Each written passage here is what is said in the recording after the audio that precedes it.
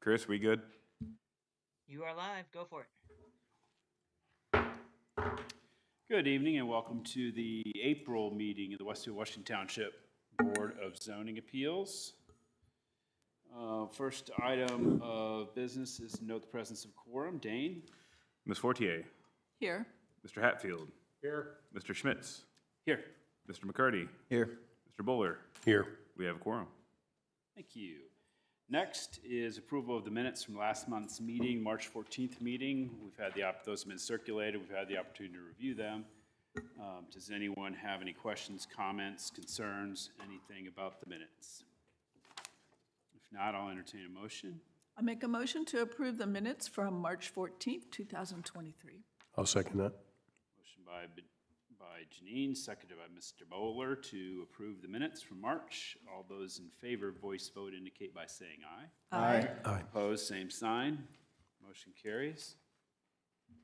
Next, Dane, can you review the rules and procedures for tonight's meeting, please? Yes, for all petitions, and there is only one this evening because the second item on the agenda has been continued until the May meeting. Tonight's meeting has the following structure. The department will summarize the petition and describe what action, if any, is necessary to be taken. Then the petitioner will be given up to 15 minutes to present to the board. The president will open up the public hearing, and individuals will be given 3 minutes to speak. Those representing a group will be given 5 minutes to speak. Only one member of the group will be given 5 minutes to speak. And for efficiency purposes, we ask that those representing a group speak first. The public hearing will be closed when all interested members of the audience has had a chance to be heard and all emails received during the meeting have been provided to board members. The petitioner will then have a chance to respond to comments, and the board will follow with any comments, questions, or concerns regarding the petition. Please do not disrupt the proceedings in any way. If you need to have a private discussion, we ask that you please quietly exit the room. Please silence your devices at this time. If you must answer them, then please quietly exit the room. If you are attending in person and wish to speak in regards to a petition scheduled for a public hearing, there's no members of the public this evening, so that may be all for naught. Please come over to Weston. We'll provide you with a sheet of paper. You can write your name and address on that. And once the public hearing is opened by the president, you can approach the podium and then speak. If you're not attending in person, then comments regarding a petition should be emailed to planners@westfield.in.gov with the petition name or number included in the subject line. And those comments will be forwarded to board members and the petitioner.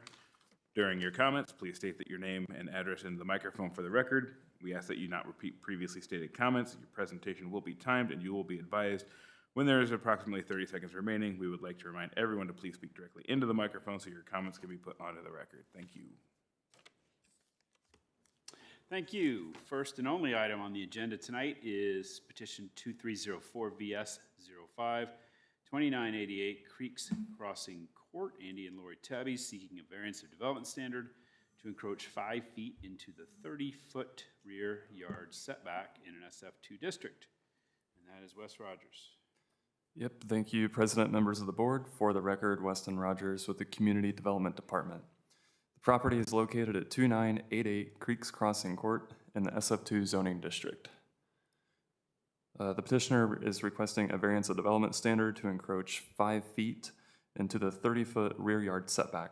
This item does require a public hearing tonight and has been properly noticed and advertised. Staff has received no public comments to date. The petitioner is here tonight and plans on making a very brief presentation. Both they and I are available for questions. Thank you. Thank you. Andy? Yep, there will be a button to turn on if you'll start with your name and address for the public record, please. Good evening, Andrew Tebby, and my wife Laura Tebby over here to the side. We reside at 2988 Creeks Crossing Court in Westfield. Actually, just moved in there in the last month, and we're requesting a variance to put a pool in our backyard on the setback of 30 feet, basically encroaching 5 feet into that 30-foot setback.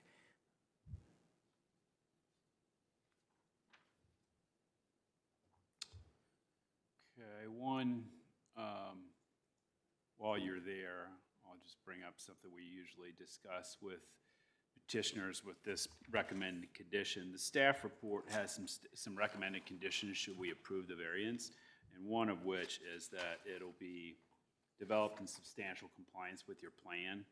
So the site plan that you submitted with your application, just wanted to let you know that everything would be based on that plan. So should anything change, make sure you get with Wes and, you know, if anything changes in your plans, because Yeah, it's conditioned on that plan. Sure, nothing has changed with the actual variance request. Okay. We have added steps down to the side of the house, which had nothing to do with the variance, but Right. that's really the only change as to what was shown in the exhibit. Okay.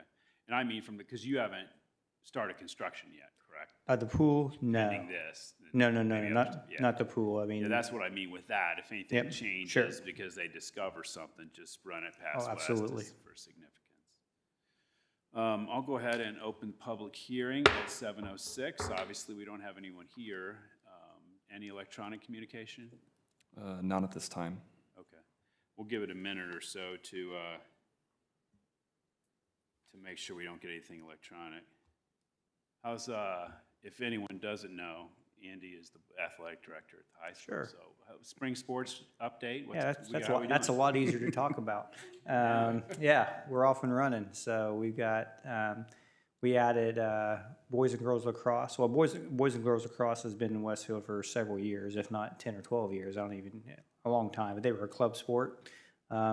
They're still not officially recognized by the IHSA, but we brought them underneath our umbrella this year and treat them no different than, you know, any other varsity sport. So, you know, there's good and bad with that for them. It's great for, you know, we like it, but obviously now they've got my thumb on them, which I told them be careful what you ask for, right? But the one thing I did learn is they're warriors. They played in some freakishly cold weather in March, and we were out there with them supervising. So that was a little eye-opening. Usually March is a little easier. You know, as far as you kind of have a 2 or 3 week, not a lot going on, then you got spring break, and that wasn't the case this year with boys and girls lacrosse having 2 or 3 games a week at home. So, but it's good. We also had a boys volleyball this fall, Oh, wow. and that is an IHSA. IHSA started a new rule, something called an emerging sport, and basically any sport can apply to become an IHSA sport. It used to be that half the schools in Indiana had to have that sport before they could become one. Well, obviously, like lacrosse and volleyball, a lot of these, quote, emerging sports are probably never going to get there because only your bigger schools have the student body to probably, you know, be able to support that. I think lacrosse knocked at the door for so many years, forgot to knock at the door last year. That's why they are not an emergency sport. But I got a feeling next year they will be an emerging sport now that they realize, hey, that exists. But we brought them in anyways. But we have boys volleyball this spring as well. So. Fall used to be the most kids playing sports. Spring used to be the busiest. Now spring is the most and the busiest, adding those 3 sports. So we got, because it's going to be a 6-week sprint now to get all these games in. And God blessed us this week with weather, but as we all know, April and May aren't always kind. And so, but this week's nice. Any of the diamond sports playing at Grand Park regularly on turf? Or just... So we get, in October, we play all of our JV and freshman baseball games out of Grand Park. And in October, we put requests in for those fields. So we'll play about 20 or 22 games out there. That'll help with weather. So that helps. And then usually Monday through Thursday, if we get in a situation where we need a field because of rain, sometimes they can help us. But they're pretty much booked up with, you know, they'll put whatever 4 or 5 youth team practices on one, you know, high school baseball diamond. So, and we don't play a whole lot of softball out there. We actually we're close to having a really nice fourplex in softball out at Monon. School is doing some great improvements with that right now.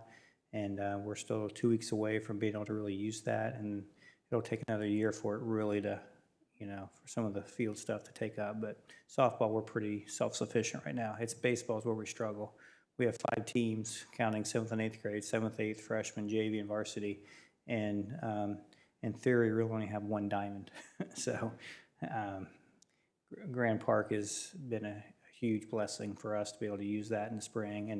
And then they use our varsity diamond in the summer for all their summer tournaments. So it's kind of a handshake agreement. We've had a great relationship with Bullpen. Any comments come in? No comments at this time. Great. I'll close the public hearing at 7:10. Any questions or concerns, comments from the board? Is that a stream behind you, like where that tree line is? Yes, that is, I'm assuming Bent Creek, Or which is creek, what the stream, neighborhood is named creek, after. Yep. So yes, to the north is a creek, a tree line and creek. Okay, So that'd be to the left of that diagram. okay. Does it, like with all the rain, has it gotten, is it still pretty shallow? You know, we've been watching it all March, and it's nowhere come close to, if anything, it spills more north into that marshland Okay, that you kind of see there. yep. That's a lower side, if you will. Is that why they're not gonna build on that? Yeah, there's no way, I don't think. I mean, Okay. you'd have to build on stilts. Okay, In my expert engineering 101 degree there. Yeah, you're But, right. yeah, that's pretty wet when it rains. There is, that's obviously an old picture. There is actually a nice pathway now right down the middle of that leads to the city park there. oh, that's cool. You can see that on Google Maps too, so it's a nice way Pretty to how the. significant tree line area's behind you developed. then, for privacy? So yeah, the tree line to the north there. And like I said, there's a cement path, there's a path now that goes to the park there. I forget the name of the park, but it's right there off Little Eagle Creek. Raymondworth. What is it? Raymondworth. That's it, Ravenworth, that's it. And then that park is pretty much all woods and paths with a little playground there off of Little Eagle Creek Road.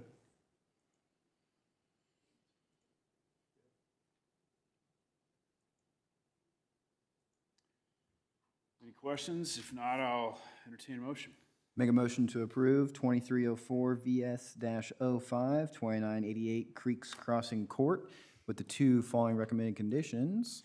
That one, the property be developed in substantial compliance with the site plan, Exhibit 3, and that the petitioner shall record acknowledgement of his approval with the county recorder's office and return a copy of the recorded instruments in the Economic and Community Development Department.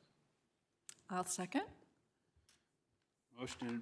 Motion by Victor, seconded by Janine to approve 2304 VS-05, subject to the two recommended staff conditions in the staff report. Dan, can you call roll, please? Mr. Hatfield? Yes. Mr. Bowler? Yes. Mr. Schmitz? Yes. Mr. McCarty? Yes. Ms. Fortier? Yes. Motion carries. I'll make a motion to adopt staff's findings of fact for the approval of 2304 VS-05. Second. Motion by myself, seconded by Mr. Hatfield to approve adopt staff's findings of fact for the approval of 2304 VS-05. All those in favor, voice vote indicate by saying aye. Aye. Opposed, same sign. Motion carries. You are approved. Thank you, thank you, thank you very much. Guys, When are you opening it up? When's it gonna be ready? They're hoping to dig early May and be ready in mid-June, so. Wow. Maybe they've caught up. We've done a ton of pool variances in the last few years, and the story was they were really backlogged. Well, I think we got lucky because I think they trusted the process that this was going to happen. So I heard that a lot of pool builders would not even talk to you until you quote had all this type of stuff approved. But it's hard to, like, I would have known I needed a variance if they wouldn't have, started the architectural work on it. So they've been very blessed, or Yeah. we've been blessed to have that from them. And am I going to get something in writing on this? Because I know they're anxious to see that. Yeah. Yep, Wes- so, yeah, we will prepare an acknowledgement of variance, and we will send that to you in the mail. And then Okay. you will record that with the county. Okay. That way, that document is essentially your approval that's attached to the land. Okay, great. So if there's ever an issue that comes in the future, you can find that document very easily. So, Well, they've trusted me so far, so I'm sure they'll trust my word for now, so, until we get that document. now you can treat some teams, have them come over. Well, we can entertain, yeah. So, but we just got back from spring break in Fort Lauderdale, and right now I don't want to be around teenagers anymore. So, been around enough teenagers hanging out for a while. I bet. So, I like them under the discipline of the school. So. Have fun with it, man. All right, well, thank you very much. Thanks. We appreciate it. Thank you, guys. Next is reports and comments, Plan Commission liaison. Yeah, real quick, believe we we did have two meetings. One was a very short meeting on April 3rd. It was Westfield Dental Office and Bank on the consent agenda, and the public hearing item was further discussion with Grand Millennium Center Amendment 2. They're just wanting to move some things around with mixed-use development. And then the meeting that was prior to that was APC meeting on March 20th, the consent agenda. That was a little bit more lengthier. Ultimate Canine, which is out on Eagletown Road, some lots in North Point, Chatham Village Apartments. Workshop items were aforementioned Grand Millennium Center and Wheeler Landing PUD Amendment 6 out there on 186th Street with the retirement in place facility. Thank you. And Community Development Department? Yeah, Dave, if you could, just I've been advised by council, if you could just make a statement about the second item officially saying it was continued since. Sure. Just for the public record, benefit of the public record, docket number 2304 VS06, 235 Penn Street has been continued to the May meeting. Yeah, which is May 16th, a week later than it would normally be because of the voting and everything. So it is still on a Tuesday, it's just a week later than. Okay. But other than that, that leads me right into, we'll obviously have a May meeting because of that. So, at the very least. I'm guessing we'll get another couple, but never know. But that's it. Great, thanks very much. I will entertain a motion to adjourn. I'll second that. Motion by Victor, seconded by Mr. Bowler to adjourn. All those in favor, voice vote indicate by saying aye. Aye. Opposed, same sign. We are adjourned at 7:17. Thank you. Where is this thing tonight?